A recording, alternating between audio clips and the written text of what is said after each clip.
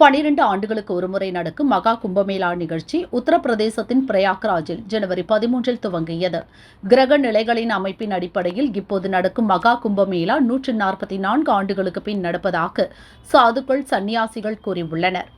கும்பமேளாவின் முதல் நாள் மற்றும் 14ஆம் தேதி மகர சங்கராந்தி அன்று 1.5 கோடி பேர் திருவேணி சங்கமத்தில் புனித நீராடினர். தொடர்ந்து தினமும் லட்சக்கணக்கான பக்தர்கள் புனித நீராடிய நிலையில் 29ஆம் தேதி மௌனி அமாவாசை என்று மட்டும் 8 கோடி பேர் திருவேணி சங்கமத்தில் நீராடினர். 1ஆம் தேதி வரை 33 கோடி பேர் மகா கும்பமேளாவில் பங்கேற்றதாக உத்தரப்பிரதேச அரசு கூறியுள்ளது. இந்த நிலையில் மகா கும்பமேளாவின் மற்றொரு முக்கிய நிகழ்வான வசந்த பஞ்சமி திருநாளான திங்கள் அன்று கோடிக்கணக்கானோர் புனித நீராடினர்.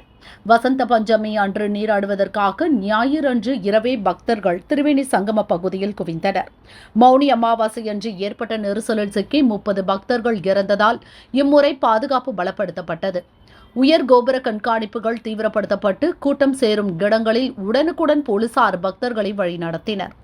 உத்தரப்பிரதேச முதல்வர் யோகி ஆதித்யநாத் விடிய விடிய அலுவலகத்தில் இருந்து கும்பமேளா பாதுகாப்பு நடவடிக்கைகளை கண்காணித்தார்.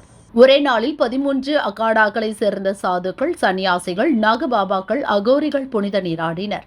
தொடர்ந்து கோடிக்கணக்கானோர் திருவேணி சங்கமத்தில் மூழ்கி எழுந்து கங்கை, யமுனை, சரஸ்வதி நதிகளை பிரார்த்தித்தனர். வசந்த பஞ்சமி நாளில் புனித நீராடிய சாதுக்கள், பக்தர்கள் மீது ஹெலிகாப்டர் மூலம் மலர் தூவப்பட்டது. திருவேணி சங்கமத்தில் புனித நீராடிய வெளிநாட்டு பக்தர்கள் பிரயாக்ராஜில் உள்ள அனுமன் கோயிலில் அனுமன் பாடல்களை பாடி வழிபட்டனர்.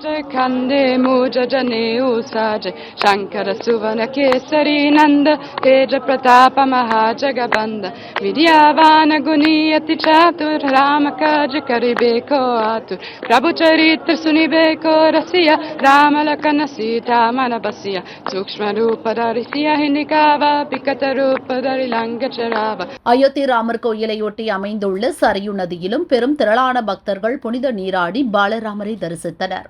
கும்பமேளாவில் பங்கேற்பதற்காக பூட்டான் மன்னர் நாம்கெல் வாங்சு லக்னோ வந்தடைந்தார். லக்னோ ஏர்போர்ட்டில் உத்தரப்பிரதேச முதல்வர் யோகி ஆதித்யநாத் அவரை வரவேற்றார். பூட்டான் மன்னர் செவ்வாய் அன்று திருவேணி சங்கமத்தில் புனித நீராட திட்டமிட்டுள்ளார்.